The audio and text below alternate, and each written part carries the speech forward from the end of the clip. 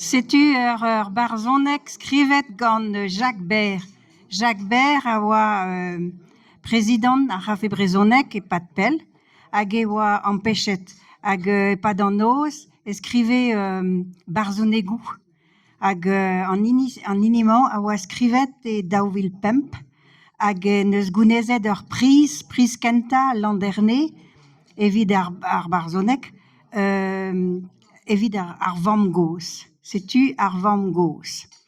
O vont en ur vale war an douar skornet, pouner ar blavechou war e squashou uzet.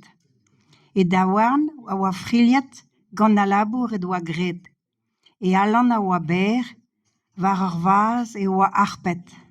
O vont en ur vale war an douar skornet. E bleo du gwechal evel an erc'h oaet rinket vezen ken brau lakad en un tortat e lagat ken tener wederi avat ervat me gave dei kwant e stum ne doa dalchet o vont en ur vale war an douar skornet. Me ouie e oa skouiz, met nez e skoueze ket. E terel en e dorn e ma bi an karet.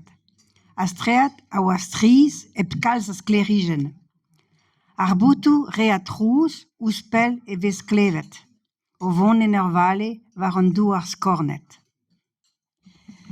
Pet a jonge mam goz, en amzer dremenet pe en amzer da zon piou a wez o jammez. Bez a kichen an tan vel ma vez e bemdez evit reiñ da c'houzout da hol bugaligou ar pez e doa klevet war barlen e man goz.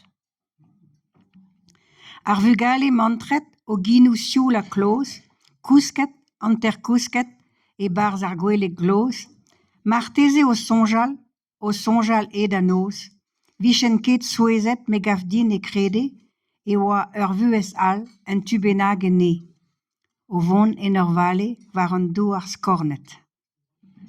Espérance e doa gwelet e mignonnet pel zo ed ar bedal. Dreistol e zudou koz neuze a vez e aurus ar vamm goz. O vont en ur vale war an douar skornet.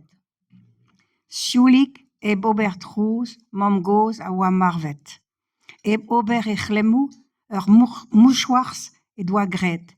Un dra natur e leo, ar pez oa c'hoarvezet. Evel en noz a deux, pa vez an eol kuzet. E oa skrivet gant Jacques Bert.